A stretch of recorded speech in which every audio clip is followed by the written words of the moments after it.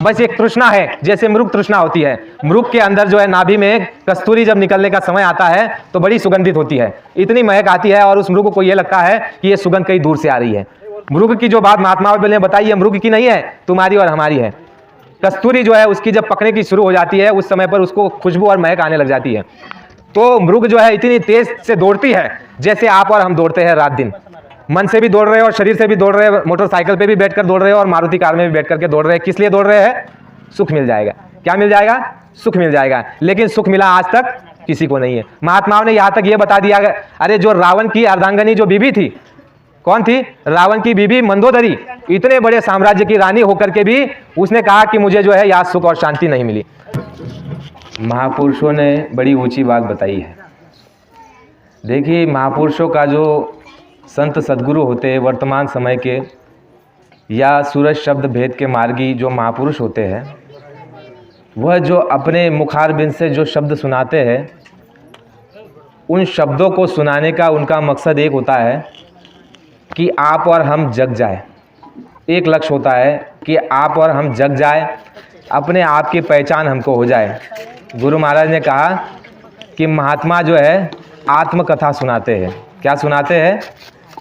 आत्मकथा। सच्चे महात्मा जो होते हैं, आध्यात्मिक महापुरुष जो होते हैं, आत्म परमात्म की जो साधना करते हैं और करवाते हैं, वह सच्चे महापुरुष वह हमारी आप बीती बताते हैं, यानी आत्मा और परमात्मा का भेद बताते हैं। वह कहानी किससे नहीं बताते। ये उनकी मूल पहचान महापुरुषों की होती है, सच्चे महापुरुषों की। और बताने के लिए अब कभी अगर उदाहरण के तौर पर अगर बताना पड़े तो वो धर्मशास्त्रों से निकाल करके आपको और हमको समझाने के लिए वहाँ से जो है वो श्लोक, दोहा, चौपाई और कहानी किस्से का उपयोग करते हैं। किस लिए? समझाने के लिए। उनका तात्पर्य होता है कि जिससे हम बात को समझ सके। तो स्वामी जी महाराज ने जो 60 वर्षों से लगातार जो सत्संग सुनाया, 10 जुलाई 1952 से लेकर के 2012 तक जो सत्संग इन 60 वर्षों में स्वामी जी महाराज ने सुनाया, वह अद्भुत और दुर्लभ सत्संग स्वामी जी महाराज ने सुनाया। स्वामी जी महाराज ने उसमें वो सारी बातें बताई जो आज तक हमको मालूम नहीं थी। गुरु महाराज ने कहा कि बच्चा, जब मैं सत्संग सुनाता था, स्वामी जी महाराज ने अर्दली बाजार यानी काशी से, वाराणसी से सत्संग का शुभारंभ किया। वहाँ पर 10 जुलाई से गुरु महाराज ने 17 जुलाई तक लगातार प्रेमियों को सत्संग सुनाया। अर्दली बाजार काशी में, जहाँ से जैन धर्म के पंथ का वहाँ से शुरुआत हुई है और बौद्ध धर्म की भी शुरुआत उसी जगह से हुई है। उसी जगह से बौद्ध भगवान ने 5 लोगों को नामदान दिया था। तो जैन धर्म का भी जो है शुरुआत वहाँ से, बौद्ध धर्म की भी शुरुआत वहीं से, और बाबा जी ने भी सत्संग की शुरुआत जो है उसी स्थान से, जिसे सारनाथ कहते हैं, अर्दली बाजार, काशी, वाराणसी, जिससे धर्म भूमि कहा जाता है। वहाँ से स्वामी जी महाराज ने सत्संग जारी किया। और गुरु महाराज ने सत्संग में ये बात बताई कि बच्चों, जब मैं लोगों को सत्संग सुनाता था,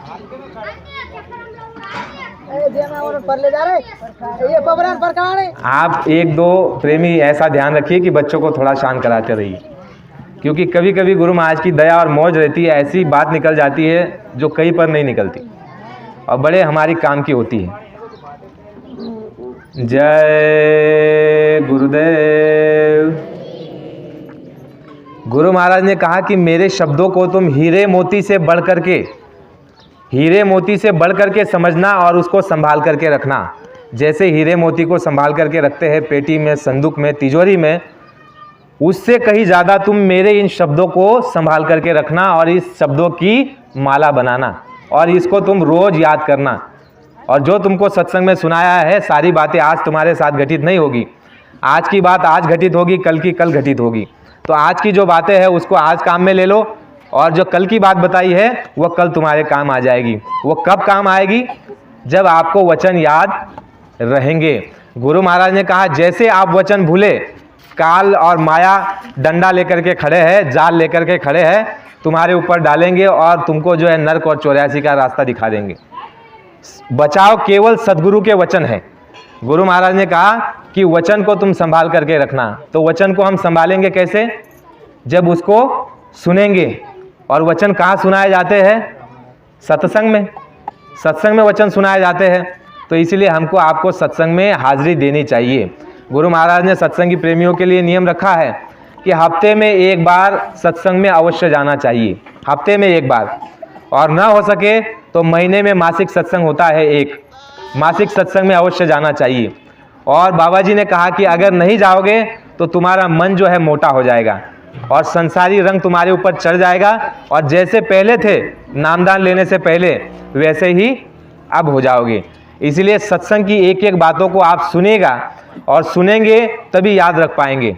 और याद भी कब रखेंगे? जब उसको चिंतन करेंगे, मनन करेंगे, अपनी बुद्धि में, चित्त में, मन में उसको ऐसे रिपीट करेंगे, याद करेंगे कि जैसे कोई परिस्थिति आपके सामने आएगी तो उस परिस्थिति में आपको याद करना है क्या, कि इस परिस्थिति में गुरु महाराज ने हमको क्या कहा है, कि ऐसी परिस्थिति में क्या करना।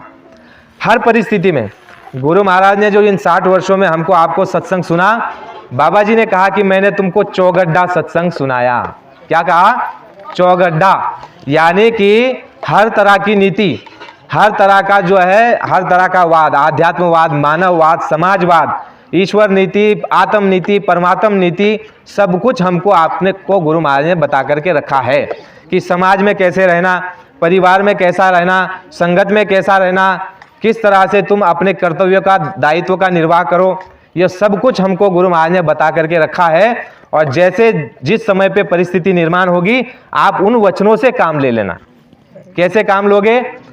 गुरु महाराज ने कहा कि वचनों से काम लेना।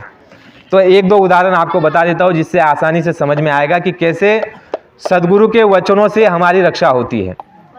गुरु महाराज ने क्या कहा कि जब आपके घर में झगड़ा होने लग जाए, मियाँ बीबी यानी पति और पत्नी का जब झगड़ा होने लग जाए, यानी कि जब पत्नी जो है तेज आवाज में पति से बोलने लग जाए, तो पति को क्या करना है, पुरुष को क्या करना है? मौन हो जाना है, चुप्पी साध लेनी है। ये बचाव का साधन है, बचाव का ये जो जरिया बताया है गुरु महाराज ने, कि अगर स्त्री बोलती है ऊंची आवाज में तो पुरुष मौन हो जाए। वहां पर ये नहीं कहना कि ये मेरी धर्म पत्नी है, मैं श्रेष्ठ हूं और ये मेरे साथ इतनी ऊंची आवाज में बात कर रही, नहीं। वो बुद्धि तुम्हारी जो है फेंक देना। गुरु महाराज ने कहा कि तुम अपनी बुद्धि को उठा करके फेंक दो, तब जाकर के तुमको संतमत समझ में आएगा। संतमत कब समझ में आएगा? जब हमारी ये मैली बुद्धि को हम उठा करके फेंक देंगे। हम कुछ नहीं जानते हैं, ये हमारी जो बुद्धि है ये जड़ बुद्धि है। जड़ का मतलब होता है नश्वर। लेकिन महात्मा जो है त्रिकालदर्शी होते हैं, उनका शिव नेत्र खुला होता है, ज्ञान चक्षु खुला होता है, और उनका थर्ड आई और नुक्ताई सफेदा खुला होता है, और वो बैठे बैठे सप्त पाताल की जानकारी रखते हैं, स्वर्ग, वैकुंठ और ईश्वर लोग और परमात्म लोक की वो जानकारी अपने मुट्ठी में रखते हैं। भूत, भविष्य और वर्तमान तीनों काल की जानकारी उनके पास होती है। इसलिए उनके हर एक वचन वह परखे हुए अनुभव के वचन है। वह अनुभव के, यानी उन्होंने शिव नेत्र से, अपने ज्ञान चक्षु से देखा। ज्ञान चक्षु का क्या मतलब होता है? जो कभी झूठ नहीं होता। वह ज्ञान चक्षु, वो ज्ञान से देखा हुआ, वो जो है गुरु महाराज ने अनुभव किया, वो चीज को हमको आपको बताते। तो गुरु महाराज ने कहा स्त्री अगर तेज आवाज में बोली तो पुरुष चुप हो जाए, और फिर भी बोलती रही तो पुरुष घर से बाहर निकल जाएगा, उसके सामने नहीं रहेगा। और अगर पुरुष तेज आवाज में बोले तो स्त्री का यह धर्म है कि वह मौन हो जाए, मौन हो जाए, चाहे कोई भी बात हो, थोड़े समय के लिए चुप हो जाओ। और फिर भी अगर बोल रहा है पुरुष तो वहां से उसके सामने से हट जाओ। तो गुरु महाराज ने क्या कहा कि इससे क्या होगा? जो तुम्हारा झगड़ा, वाद विवाद, फसाद और इससे भी बड़ी बड़ी बातें हो जाती है कभी कभी। देखिए आप और हम परिवार में, समाज में रहते हैं, हमको अनुभव है। कभी कभी ऐसी तकरार मियाँ बीवी की हो जाती है कि जान तक बात आ जाती है। देवी कहती है कि मैं जान दे दूंगी, पुरुष कहता है कि मैं घर छोड़ कर चला जाऊंगा और मैं घर पे कभी लौट करके नहीं आऊंगा। तो ऐसी परिस्थितियां निर्माण हो जाती है। उस समय गुरु महाराज ने क्या कहा कि ऐसी आफत तुम्हारे ऊपर ना गिरे, इसलिए तुम क्या करो, महापुरुषों के वचनों से अपनी सुरक्षा कर लो, मौन हो जाना। गुरु महाराज ने यह तरीका बताया, बचाव बताया।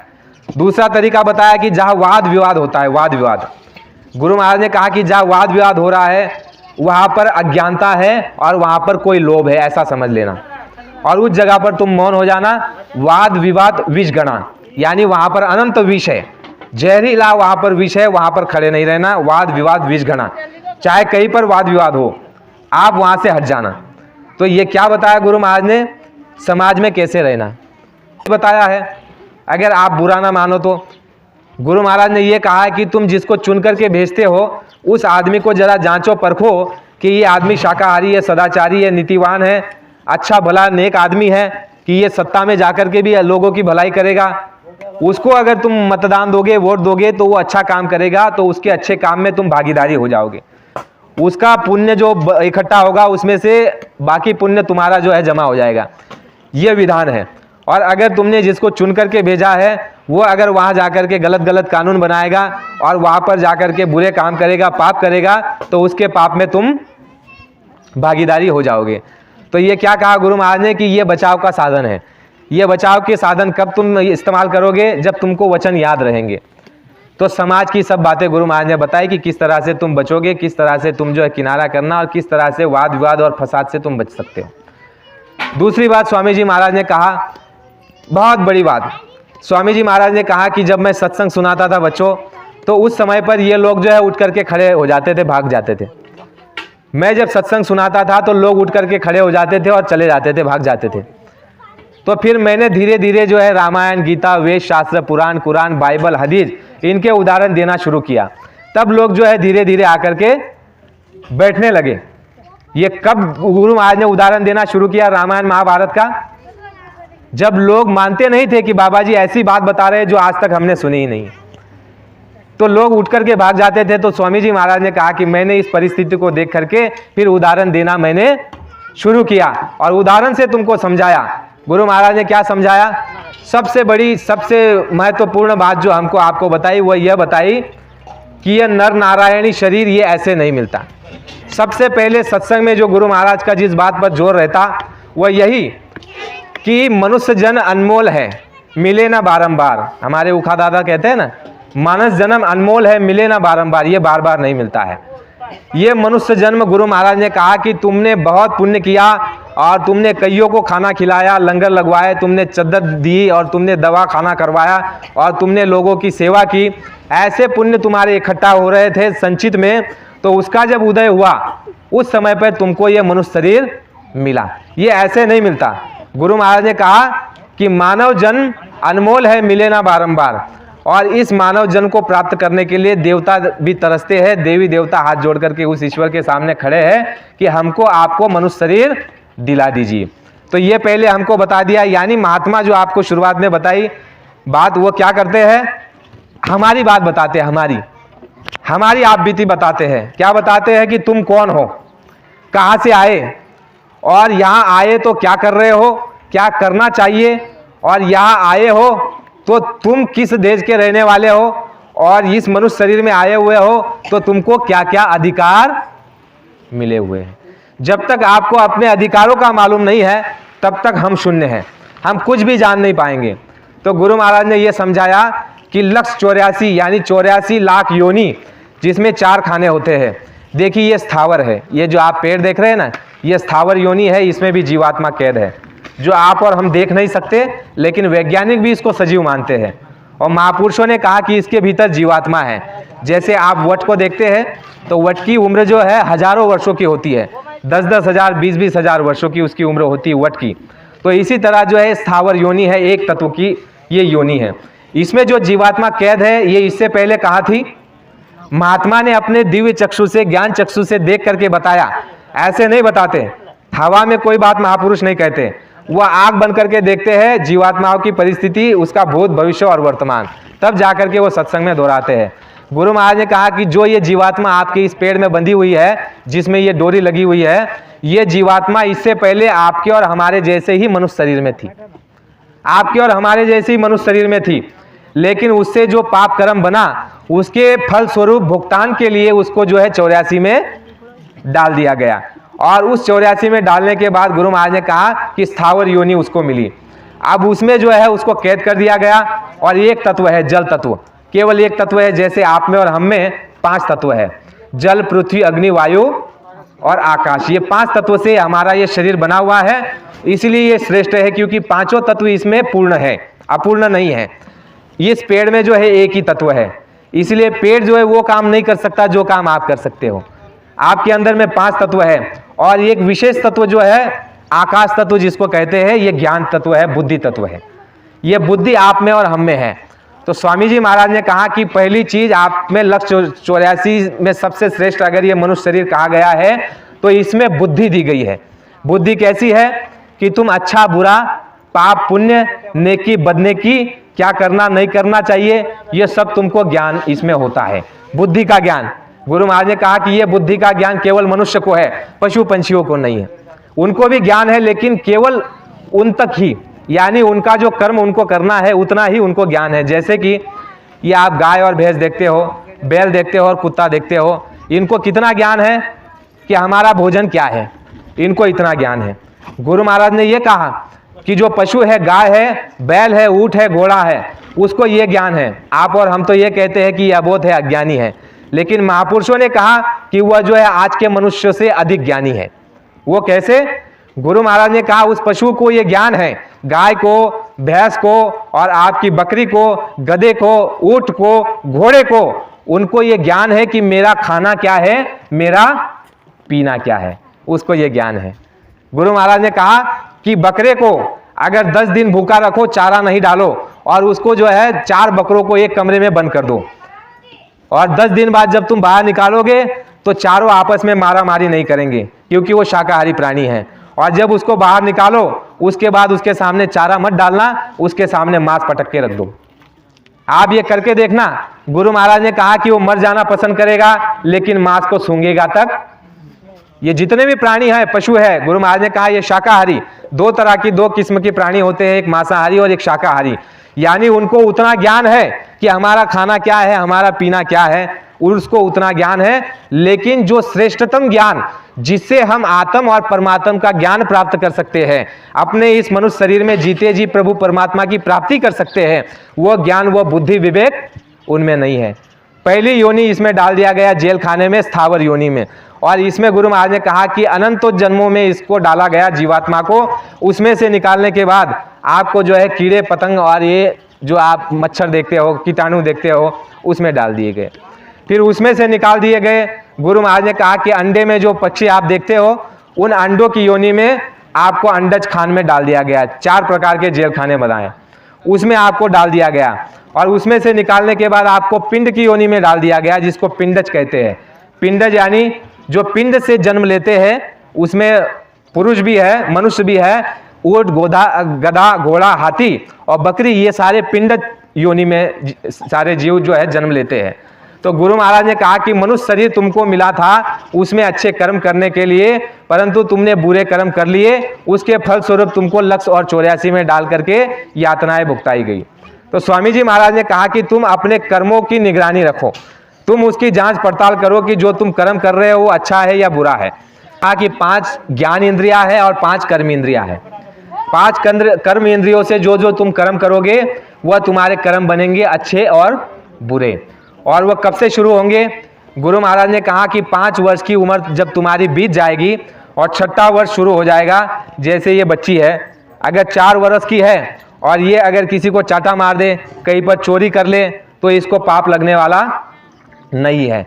गुरु महाराज ने कहा 5 वर्ष जैसे ही आपके पूरे हो जाते हैं बच्चों के, 6ठे साल के पहले दिन में ही उसके कर्म लिखना शुरू हो जाता है। 2 तरह के कर्म बांटे जाते हैं, अच्छे और बुरे। तो गुरु महाराज ने क्या कहा? अच्छे से अच्छा कर्म करो। कैसा कर्म करो? अच्छा कर्म करो। गुरु महाराज ने कहा कि अच्छा कर्म करोगे, नेकी करोगे, पुण्य करोगे, तो उससे तुमको क्या मिलेगा? सुख मिलेगा। और बुरा कर्म करोगे तो उसके लिए तुमको यातनाएं मिलेगी। जय गुरुदेव। तो 5 प्रकार की इंद्रियां हमको बताई स्वामी जी महाराज ने, जिससे अच्छे बुरे कर्म होते हैं, और उन्हीं अच्छे बुरे कर्मों का हम फल भोगते हैं, इस जन्म में भी, नरकों में भी और 84 में भी। बहुत बड़ी बात है ये, छोटी मोटी बात नहीं है। आप लोग इसको हल्के में ले रहे हो, ये छोटी मोटी बात नहीं है। अगर आप इसको परख लोगे, जान लोगे कि किन किन इंद्रियों से क्या क्या कर्म होता है, तो आप जो है यातनाओं से, तकलीफों से बच सकते हो। लेकिन अगर नहीं समझेंगे तो गुरु महाराज ने कहा कि अंधे आए थे और अंधे ही चले जाओगे, अज्ञानी आए थे और अज्ञानी ही चले जाओगे। ध्यान से आप सुनिए, स्वामी जी महाराज ने कहा कि ये सारी जो रचना है, जो बखेड़ा है, जो दुखों के पहाड़ है, जो गरीबी है, जो लाचारी है, जो आपकी बीमारी है, जो परेशानी है, जितनी भी आफत आपके ऊपर आ रही है, सारे आपके बुरे कर्मों के कारण। तो महात्मा क्या काम करते हैं? गुरु महाराज ने कहा कि महात्मा आपके कर्मों को सुधारने का काम करते हैं। जब वो आते हैं धरती पर तो जीवात्माओं को नामदान देते हैं और उनको सत्संग सुनाते हैं। तो स्वामी जी महाराज ने जो है हमको आपको सत्संग सुनाया, उसमें क्या बताया? उसमें बहुत बड़ी बात बताई जो आज तक हमको किसी कथा और कीर्तन में नहीं सुनाई गई। गुरु महाराज ने हमारी आपकी कहानी बताई और ये बताया कि तुमको क्या अधिकार है, तुम्हारी हस्ती क्या है, कि हमको अपनी ताकत बताई कि तुम्हारी हैसियत क्या है, तुम्हारे अधिकार क्या है, तुम्हारी शक्ति क्या है। इसकी जानकारी गुरु महाराज ने हमको आपको कराई। गुरु महाराज ने क्या कहा कि आप और हम जो बैठे हुए इस मनुष्य शरीर में, हम अपने आप को क्या समझते हैं कि हम कमज़ोर हैं, हम असहाय हैं, हमारे पास कुछ ताकत नहीं, कुछ समझ नहीं, कुछ ज्ञान नहीं। लेकिन गुरु महाराज ने क्या कहा कि ईश्वर अंश जीव अविनाशी, चेतन अमल सहज सुख राशि। ये कहा कि जितनी भी जीवात्माएं हैं यहाँ पर बैठी हुई, ये सारी की सारी ईश्वर का अंश है। किसका अंश है? ईश्वर का अंश है। यानी कि आत्मा सो ही परमात्मा, यानी आप परमात्मा से अलग नहीं हो। जय गुरुदेव।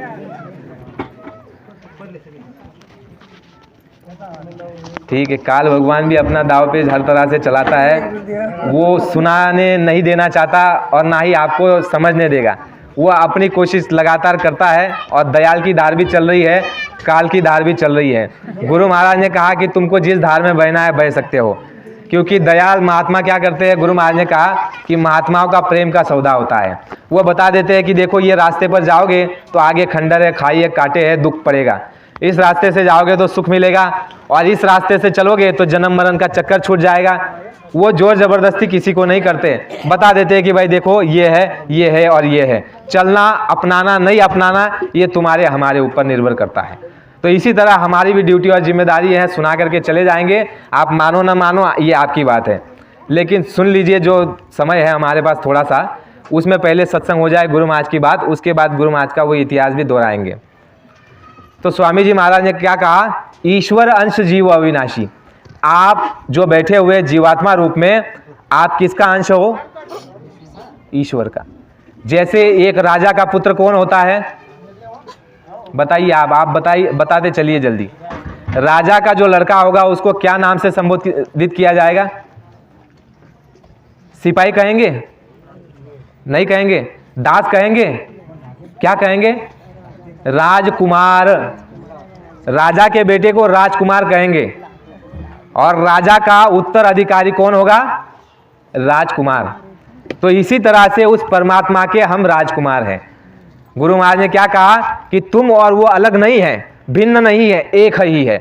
गुरु महाराज ने कहा कि ये संसार में केवल दो ही वस्तु चेतन है जिसका विनाश नहीं होता।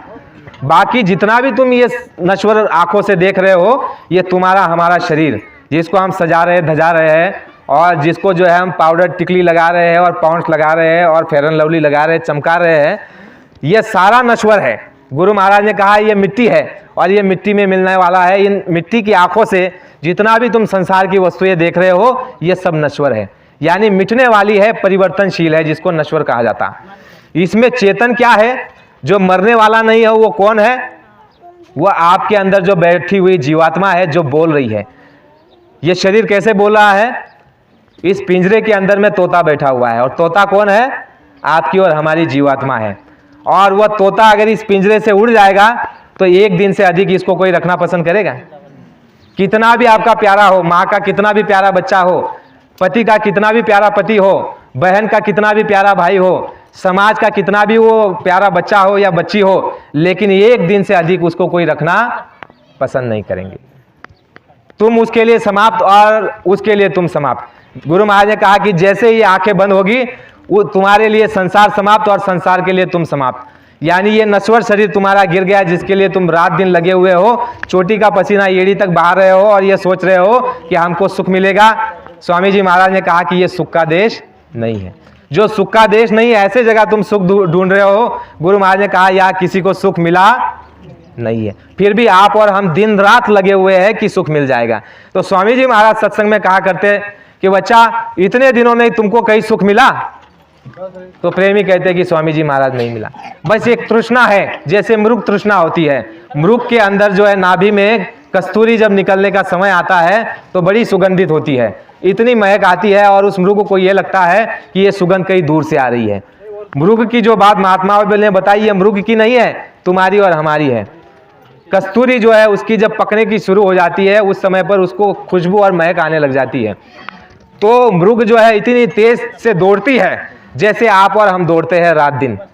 मन से भी दौड़ रहे हो और शरीर से भी दौड़ रहे हो, मोटरसाइकिल पे भी बैठकर दौड़ रहे हो और मारुति कार में भी बैठ करके दौड़ रहे हैं। किस लिए दौड़ रहे हैं?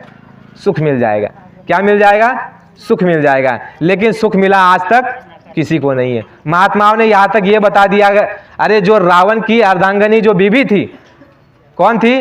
रावण की बीबी मंदोदरी, इतने बड़े साम्राज्य की रानी होकर के भी उसने कहा कि मुझे जो है यहाँ सुख और शांति नहीं मिली। वह भी रोती हुई चली गई। भगवान राम के साथ जो माता सीता ने अवतार लिया इस धरती पर, वो भी जो है दुखी मन से जो है इस संसार से चली गई, विदा हो गई। जो चक्रवर्ती राजा भगवान राम जिसकी हम आप पूजा करते हैं, जिनकी, उनके साथ जो रही माता सीता, वो भी दुख के साथ यहाँ से विदा हुई। तो जब माता सीता को जो है सुख नहीं मिला, रावण का इतना स्वर्ण का राज्य था, उसको रागनी को यानी उस मंदोदरी को सुख नहीं मिला, तो आप और हम किस खेत की मूली है? हमको आपको सुख मिल जाएगा? सुख मिलने वाला नहीं है। गुरु महाराज ने कहा कि तुम गलत जगह सुख को ढूंढ रहे हो। सुख है लेकिन तुम्हारी जो ढूंढने की जो दिशा है वो गलत है। गुरु महाराज ने कहा कि सुख कहाँ पर है? तुम्हारे अंदर है। कस्तूरी जैसे उस हिरण की पकती है, वो भागते भागते खत्म हो जाती है, लेकिन उसको मरते दम तक वो कस्तूरी की सुगंध का मालूम नहीं पड़ता कि ये कहाँ पर है। इसी तरह महात्माओं ने कहा कि मनुष्य जो है जन्म लेता है और रात दिन जो है भोग भोग करके जो है अच्छे बुरे कर्म को करके नरक और 84 का रास्ता को खोल लेता है, और उसको ये ज्ञान नहीं होता कि उसको क्या अधिकार मिला है और उसके शरीर में कितना धन गड़ा हुआ है। यह उनको ज्ञान नहीं होता। तो स्वामी जी महाराज ने हमको आपको क्या समझाया कि सुख का जो है सागर तुम्हारे अंदर है। सुख का सागर तुम्हारे अंदर है, लेकिन तुम बाहर ढूंढ रहे हो। तो महात्मा क्या करते हैं? चाबी दे देते हैं, जड़ी दे देते हैं और कहते हैं कि भाई इस जड़ी को तुम लगाना। जैसे तुम्हारी और हमारी आंखें बाहर से मोतियाबिंद हो गई है, दिखाई नहीं दे रहा है, तो क्या करोगे उसके लिए? मोतियाबिंद हो गया तो क्या करोगे? घर में ही ऑपरेशन कर लोगे, टाके लगा लोगे? कहोगे क्या कहोगे? अड़ोस पड़ोस में जो शहर में जाता होगा उसको पूछोगे, भाई धुलिया में कौन सा अच्छा डॉक्टर है आंख वाला जो हमारा मोतियाबिंद हटा दे? तो गुरु महाराज ने, संतों ने क्या कहा कि जग को जो है मोतियाबिंद भया। कबीर साहब ने ये कहा है कि जग अंधा भयो मोतियाबिंद। ये जग सारा अंधा है। महात्माओं ने कहा कि ये सारा जगत अंधा, जिसमें आप और हम भी आ गए। ये जग अंधा भयो मोतियाबिंद, ये सब जगत को मोतियाबिंद भया है।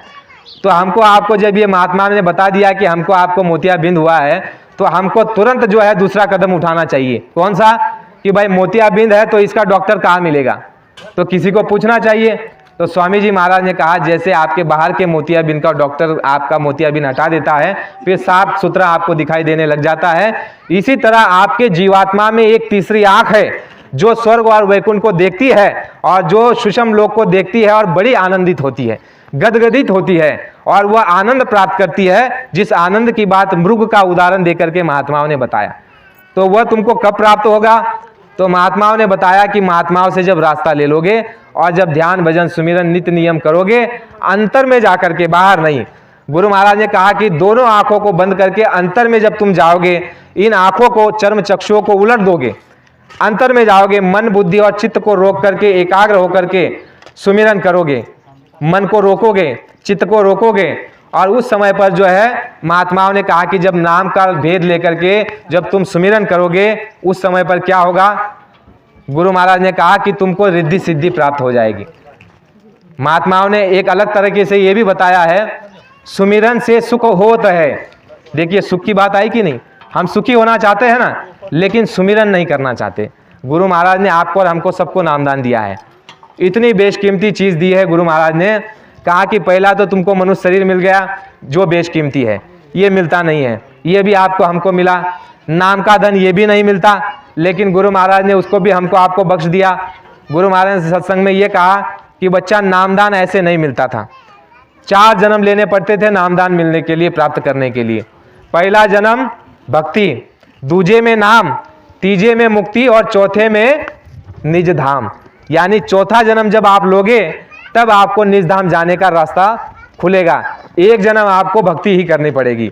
लेकिन गुरु महाराज ने कहा कि मेरे गुरु का आदेश है कि इस धन को तुम अपने पास मत रखना, इसको जीवों में बांट देना। और बच्चा मैं मेरे गुरु के आदेश का पालन कर रहा हूँ। इसको तुम ले लो नामदान। ये कहीं मिलता नहीं है, ना इसे कोई जानता है, और जो जानता है उसके पास तुम पहुंच नहीं सकते।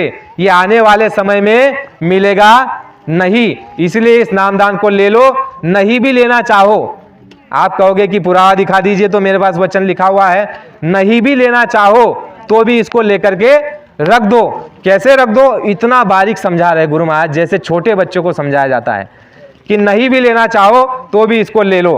कैसे ले लो, जैसे तुम्हारे एक मकान में एक कमरा होता है जहां पर ऐसी वस्तुएं पड़ी रहती है जिसको तुम्हें वर्ष भर में, साल भर में कोई जरूरत नहीं पड़ती, लेकिन एक दिन कोई ऐसा आता है जिस समय तुमको याद आता है कि भाई कबाड़े में एक ऐसी वस्तु पड़ी है जिसका काम मुझे आज आया है, तो उस समय पर जो है तुम इसको निकाल लेना नामदान को, और इस नामदान से तुम काम ले लेना, और यही तुम्हारे काम आएगा। ये नामदान ही तुम्हारे काम आएगा।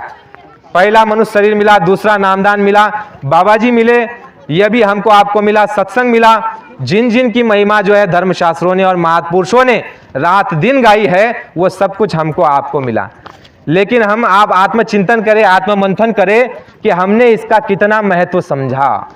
जो गुरु महाराज ने इतने वर्षों से हमको आपको सुनाया, मनुष्य शरीर की कीमत हमको आपको सुनाई और समझाई कि ये मनुष्य शरीर, ये दशरथ है, और इसमें जो है जीवात्मा कैद है सीता की तरह। माता सीता जैसे अशोक वाटिका में कैद है, वैसे ही आपकी जीवात्मा इसमें कैद है, और इस जीवात्मा को छुड़ा लो। महापुरुषों से नाम, रास्ता और नाम का धन लेकर के इस जीवात्मा को इस कैद खाने से निकाल लो। किससे हमने आपने बहुत सुन लिए, उसमें समय हमको बर्बाद नहीं करना है। मूल चीज़ हमको समझनी है, मनुष्य शरीर की अहमियत है, ये बार बार नहीं मिलता, वो हमको मिला। महात्मा जो है मिलना कठिन है, संतों का सौभाग्य से कहीं पाते अगर, तो सत्संगति नहीं मिलती। सत्संगति अगर मिलती है तो जीवन का साफल्य है। अधिकार उनका क्या कहूँ, वो शहंशाह के तुल्य है। आप सब शहंशाह के तुल्य हो, आपको जो है शहंशाह से ऊपर आपको अधिकार है। जय गुरुदेव। तो ज़्यादा कुछ नहीं, पहली चीज़ मनुष्य उस पर चलना भी है। केवल कीमत समझ लोगे, बाजार में जाओगे, कोई कहेगा ये भाई 50 रुपये की चीज़ है, भाई बड़ी अच्छी है, बड़ी दिखने में सुंदर है और अच्छी काम में आएगी, लेकिन उसको खरीदोगे ही नहीं, तो उसका क्या बखान करने का कोई मतलब है? नहीं है। अगर मैं यहाँ बैठक करके आपको 1 घंटा मनुष्य शरीर की कीमत बताऊँ और मैं ही इस मनुष्य शरीर की कीमत ना समझूँ, मैं ही इसको संसार में रात दिन लगाऊँ, तो कोई अर्थ है? समय की बर्बादी है, श्वासों की पूंजी की बर्बादी है। इसलिए मनुष्य शरीर की कीमत को हम जो समझ रहे हैं उसको अमल करना है, और उसकी कीमत को समझ करके उसको उपयोग करना है। क्या करना है? उपयोग करना है, उपभोग नहीं। उपभोग करेंगे तो रोगी बन जाएंगे, शरीर से भी रोगी बन जाएंगे और आत्मा से भी रोगी बन जाएंगे। उपयोग का मतलब होता है कि जितनी आवश्यकता है। गुरु महाराज ने क्या कहा कि संसार में रहो लेकिन कमल की तरह रहो। कमल की तरह जो कीचड़ में रहता है लेकिन अपने आप को कीचड़ लगने नहीं देता, ऐसे रहो। गुरु महाराज ने कहा संसार में आए हो, बीवी है, बच्चे हैं और परिवार है, समाज है, तो समाज में रहो लेकिन इसमें फंसो मत। क्या नहीं करो? इसमें फंसो मत। कमल की तरह उसी में रहो लेकिन उसको अपने शरीर को स्पर्श मत होने दो। तो उसको जो है इशारे में गुरु महाराज ने बताया कि कैसे रहो। गुरु महाराज ने उदाहरण दे करके बताया, आप इशारा समझना, खोल करके नहीं बताऊंगा क्योंकि उसमें कुछ मर्यादा भी खराब हो जाती है। गुरु महाराज ने कहा कि एक जो है शहद की कटोरी है, शहद की कटोरी है, और एक मक्खी जो है उड़ करके आती है और शहद के लोभ में, उसके मोह में वह जो है कटोरी में छलांग लगा देती है वह मक्खी, कि मैं इस शहद को जो है पान करूंगी, उसको खूब खाऊंगी, और इस लोभ के कारण जो है वो कटोरी में छलांग लगा देती है, तो शहद खाने को नहीं मिलता और ख़त्म हो जाती है, यानी मर जाती है। तो गुरु महाराज ने कहा कि ऐसे नहीं करना। कटोरी है रखी हुई और एक मक्खी आती है और किनारे पर बैठती है। कहाँ पर? किनारे पर बैठती है, और थोड़ा सा शहद लिया और अपना समय हुआ और उड़ करके चली गई। गुरु महाराज ने कहा कि संसार में इसी तरह से रहो, इसमें फंसो मत। तुमको जो बीवी मिली, बच्चे मिले, माँ बाप मिले, धन मिला, पैसा मिला, मान मिला, सम्मान मिला, औहदा मिला, डिग्री मिली, धन, और तुम्हारे अंदर शोर आया और तुमको जो है और धन धान्य से उस मालिक ने तुमको परिपूर्ण कर दिया, तो गुरु महाराज ने कहा ये थोड़े समय के लिए मिला हुआ है। जय गुरुदेव। ये थोड़े समय के लिए मिला है और इसको उपयोग कर लो। जैसे बीच में आपको बताया कि साधन धाम मोक्ष कर द्वारा, पाई न अजय परलोक सवारा। ये साधन का धाम है, ये साधन धाम मोक्ष कर द्वारा, यानी इसमें ही मोक्ष होता है, इसमें ही मुक्ति का दरवाजा खुलता है। जो आपके और हमारे अंदर 10वां द्वार है, जिसको ब्रह्मरंध्र कहते हैं, ये गुप्त है और इसी को अंतर साधना द्वारा खोला जाता है और स्वर्ग और वैकुंठ की जीते जी उसका दर्शन और दीदार किया जाता है। बाबा जी सत्संग में बताते रहे कि बच्चा, यहाँ पर इतने लोग बैठे हुए हैं और इसमें से कई लोग स्वर्ग और वैकुंठ में जा रहे हैं और आ रहे हैं, जिनका शिव नेत्र खुला है और वह जो है सुषम लोकों की यात्रा करके नीचे आ जाते हैं। लेकिन ऐसे है कि हवा को तक पता नहीं चलेगा कि ये जो है अंतर की साधना करते हैं, ऐसे है, मालूम नहीं पड़ने देंगे। और साध भी है और अपने पास रहने वाले लोगों को तक वो मालूम नहीं पड़ने देंगे कि मैं साधु हूँ, और ना अपने मुख से कभी कहेंगे कि मैं साधु हूँ। स्वामी जी महाराज ने कहा कि ऐसे ऐसे यहाँ पर जीव दुर्लभ पड़े हुए हैं। एक समय की बात है, राजस्थान के सीकर में गुरु महाराज का कार्यक्रम था, तो वहाँ पर एक प्रेमी आया। तो स्वामी जी महाराज सत्संगियों को बता रहे हैं कि बच्चा, यहाँ पर एक ऐसा दुर्लभ जीव आया है, ऐसी महान आत्मा आई है कि वो चाहे तो चुटकी बजाकर इस सृष्टि को समाप्त कर सकती है और चुटकी बजाते ही दूसरी सृष्टि का निर्माण कर सकती है। ऐसी वो जीवात्मा और ऐसी शुद्ध आत्मा और ऐसी महान जीवात्मा यहाँ संगत में आई है, और उसका नाम तक बताया गुरु महाराज ने। वो सत्संगी उसका नाम भी बताया कि ये वो जीव है। और दूसरा आपको उदाहरण बताता हूँ, ये काफिले में गुरु महाराज ने कहा कि बच्चा, हमारे काफिले में जो चल रहे हैं प्रेमी, आप इनको साधारण मत समझो। इनमें से कुछ प्रेमी ऐसे हैं जिनको अगर इनकी साधना का अनुभव करा दिया जाए तो ये सृष्टि को पलक मारते ही इधर से उधर कर देंगे। क्या कर देंगे? पलक मारते ही इधर से उधर कर देंगे, अगर इनकी साधना का इनको अनुभव करा दिया जाए कि तुम्हारी इतनी साधना बन गई है। तो स्वामी जी महाराज ने जो हमको नामदान दिया है, जो हमको दीक्षा, जो नाम का भेद दिया हुआ है, वो अमूल्य चीज़ इसीलिए कहा गया है कि संसार की कोई साजो सामान और पदार्थ और हीरे मोती और सोना चांदी उसकी तुलना में शून्य है, मिट्टी है। इसीलिए मीराबाई ने उसको प्राप्त करने के बाद अपने राजपाट को ठोकर मार दी। वह हमको आपको मिला, आपने उसकी कद्र की? आप कहोगे कि हमने उसकी कद्र की, हम उसको मानने के लिए तैयार नहीं, क्योंकि देख रहे हैं कि बहुत से प्रेमी जो है, सत्संगी जो है, ध्यान भजन सुमिरन नहीं करते हैं। तो ध्यान भजन सुमिरन नहीं करते हैं, इसका मतलब ही ये हुआ कि आपने नामदान की कद्र नहीं की। और आज ऐसे ऐसे लोग हमारे पास मिलने को आते हैं, मिलते हैं, बाहर जब हम जाते हैं कहते हैं कि हमको नामदान चाहिए और हम बहुत पैसा लुटाना चाहते हैं कि हमको नामदान मिल जाए, लेकिन नामदान नहीं मिल रहा है जो गुरु महाराज देते थे। हमको वो नामदान चाहिए, लेकिन उनको नामदान नहीं मिल रहा है। तो ऐसे समय में आपको और हमको समझना चाहिए, अरे भाई, ऐसे लोग खड़े हैं जो नामदान चाहते हैं, उनको नामदान नहीं मिल रहा है गुरु महाराज से, और आपको हमको फोकट में मिल गया। फोकट में गुरु महाराज ने कोई परीक्षा नहीं ली। गुरु महाराज ने ना जाति पूछी, ना पढ़ा लिखा पूछा, ना अनपढ़ पूछा, ना ग्रेजुएट पूछा, ना ऊंच पूछी, ना नीच पूछी, ना ही हमको किसी प्रकार का हिंदू मुसलमान का भेद रखा, और हमको आपको सबको जो है नाम की दीक्षा की दौलत हमको लुटा दी। ये नामदान इतनी बड़ी दौलत है प्रेमियों, जिसके लिए भगवान राम अपनी रामायण में कहते हैं कि का कहुआ लगी नाम बढ़ाई, राम न सकही नाम गुण गाई। राम स्वयं कह रहे हैं कि मैं भी नाम की महिमा नहीं कर सकता, और वो नाम किसको मिला है? आपको और हमको मिला है। और बाबा जी ने कहा कि जब महापुरुष नामदान देते हैं, उस समय पर आपके जितने भी कर्म है उसमें से रुपये में से 12 आना अपने ऊपर ले लेते हैं। ये संसार में कोई नहीं कर सकता। उठा लो इतिहास, रामायण, गीता, वेद, शास्त्र, भागवत, चारों कालों में, सतयुग, त्रेता, द्वापर और ये कलयुग का 5000 वर्षों में किताबें उठा करके देख लो, कहीं पर भी आपको ऐसा उदाहरण नहीं मिलेगा जो महात्माओं ने, बाबा जी ने पेश किया। कहा कि बच्चा, जब मैं तुमको नामदान देता हूँ तो रुपया में से 12 आने तुम्हारे पाप कर्म अपने ऊपर ले लेता हूँ। ए प्रेमियों, पाप कर्म कोई नहीं ले सकता, कोई भी नहीं ले सकता, आपके माँ बाप भी नहीं ले सकते। भगवान राम ने भी अपने पिता के पाप कर्म को अपने ऊपर नहीं लिया था। बहुत से प्रेमी नाराज हो जाएंगे, हमसे कहेंगे कि भगवान राम को भी इन्होंने जो है माना नहीं। माफ़ कीजिए, ये आपकी धर्मशास्त्रों में लिखा गया है। आपको मैं उदाहरण के साथ बताऊंगा। भगवान राम का जब 14 वर्षों का वनवास जब सिद्ध हुआ, जब कह दिया गया कि 14 वर्षों के लिए भगवान राम को वनवास जाना है, उस समय पर भगवान राम को ये मालूम था कि मेरे वनवास जाते ही मेरे पिता का पुत्र वियोग में मृत्यु होने वाली है। क्यों होने वाली है?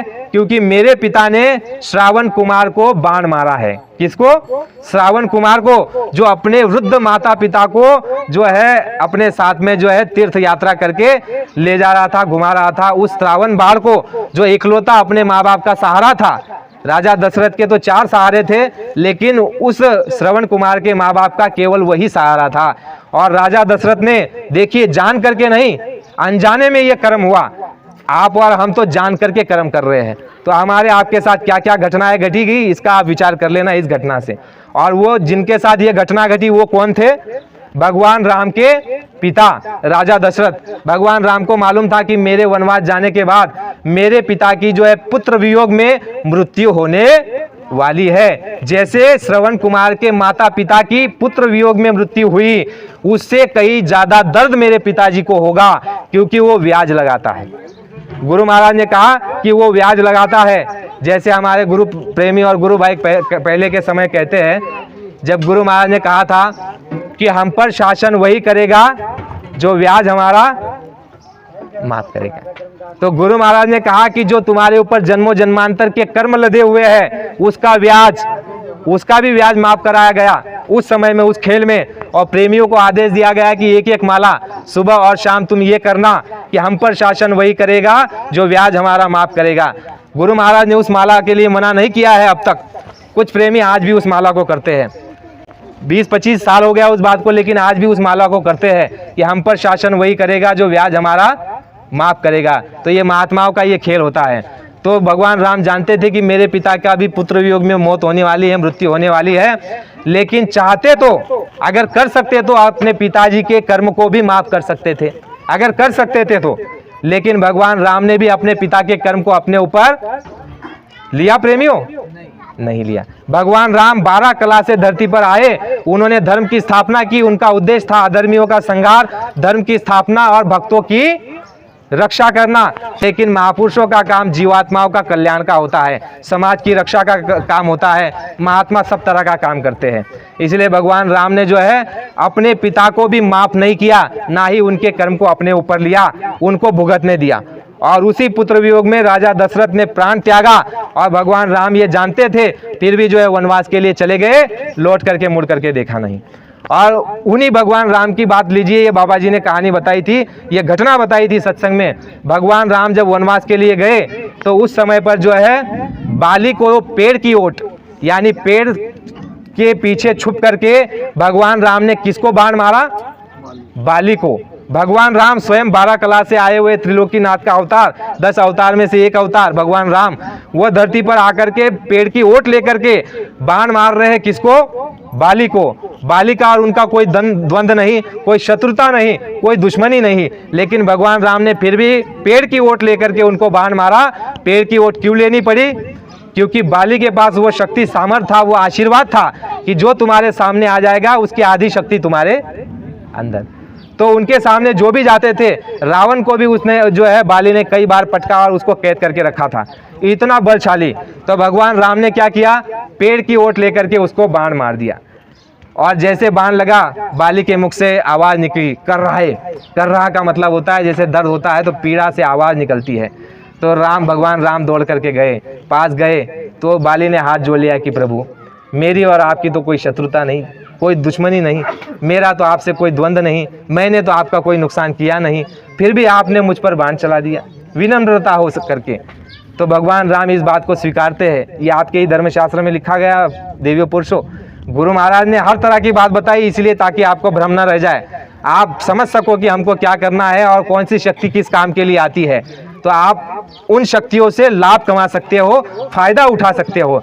अन्यथा अगर आप शब्दों को नहीं पकड़ेंगे, नहीं समझेंगे, अर्थ का अनर्थ हो जाएगा तो अपनी हानि करा लोगे। क्योंकि आप अगर गलत फहमी में चले जाओगे, संतों की निंदा करने लग जाओगे, तो संतों ने कहा है कि संतों की निंदा नानका फिर नरके जाए। संतों की अगर आपने निंदा कर दी, फिर नरके जाए। तब तक आपको मनुष्य शरीर नहीं मिलेगा जब तक किसी संत की आपको 184 और नरकों में दया नहीं हो जाती।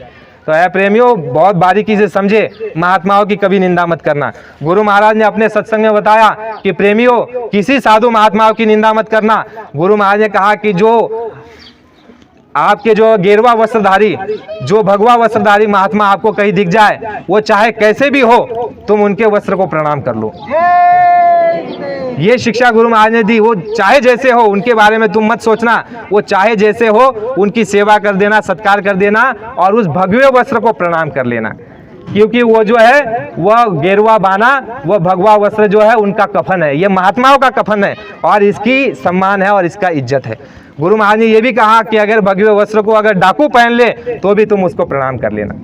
ये नानक साहब की समय की बात बताई थी गुरु महाराज ने कि नानक साहब जो है रास्ते से जा रहे थे और साथ में शिष्य भी थे, तो नानक साहब जो है ऐसे प्रणाम कर रहे हैं किसी को, तो शिष्यों ने देखा कि ये गधा जा रहा था, गधा, और शिष्यों ने देखा और पूछा गुरुजी से, नानक साहब से कि गुरुजी आपने क्या इस गधे को प्रणाम किया? तो नानक साहब उनको समझाते हैं कि बच्चों, गधे को नहीं, गधे के ये जो धोबी का गधा है, इसके ऊपर जो गेरुआ वस्त्र है, जो भगवा वस्त्र है, जो महात्माओं का कफन है, ये लदा हुआ है और मैं उस गेरुए कफन को प्रणाम और नमस्कार कर रहा हूँ। तो महात्माओं ने हर एक बात बताई, गुरु महाराज ने हर एक बात बताई, इसलिए आप शंका मत करना किसी पर भी और हर एक बात को समझना। गुरु महाराज ने कहा उनको रोटी खिला दो, उनका सम्मान कर दो, आए गए का सेवा सत्कार कर दो। गुरु महाराज ने कहा कि तुम्हारे कर्मों को कोई नहीं ले सकता सिवाय संतों महात्माओं के, और वो कर्मों को कैसे लेते हैं एक उदाहरण बताता हूँ, उसके बाद आगे हम बढ़ेंगे। समय कितना हो रहा है और कितना अभी लेना है वो आप बता देना। सावन सिंह जी महाराज हुए, सावन सिंह जी महाराज आपने नाम सुना होगा, उनकी वंशावली भी आपको बता देता हूँ। सावन सिंह जी महाराज, उनके जो गुरु थे वह थे जयमल सिंह जी महाराज।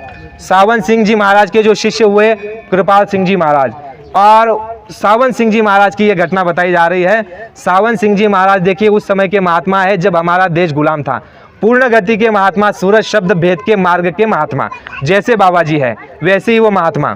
तो उस समय क्या हुआ, 1947 में जो है भारत आज़ाद हुआ। आज भी पाकिस्तान में एक प्रांत है जिसको पंजाब प्रांत कहा जाता है। पंजाब प्रांत बहुत बड़ा था, आधा प्रांत जो है आपका हिंदुस्तान में आ गया और आधा पंजाब जो है आज भी पाकिस्तान में है।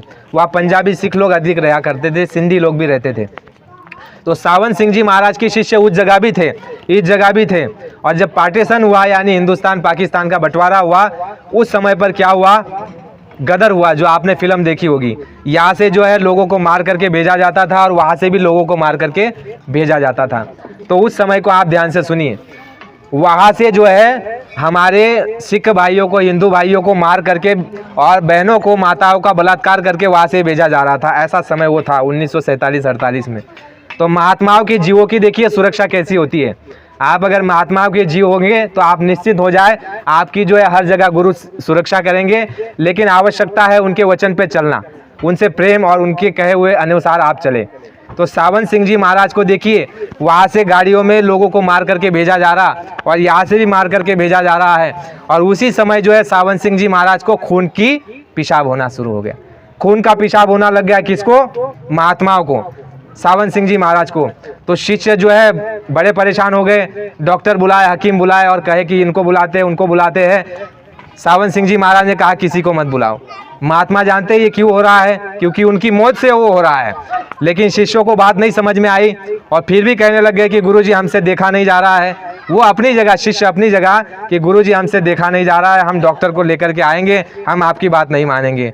लेकिन सत्संगियों ने बहुत जो है आग्रह किया, लेकिन गुरु महाराज ने मना किया। सावन सिंह जी महाराज ने तब भी नहीं मानते थे। तो सावन सिंह जी महाराज ने फिर बताया, सावन सिंह जी महाराज ने क्या बताया कि अरे बच्चा, तुम इस खून को रोक करके क्या मेरे बच्चों को मरवाना और कटवाना चाहते हो, और मेरे बच्चों के लिए ये खून बह रहा है, क्या तुम चाहते हो कि मेरे बच्चे मारे जाए और काटे जाए?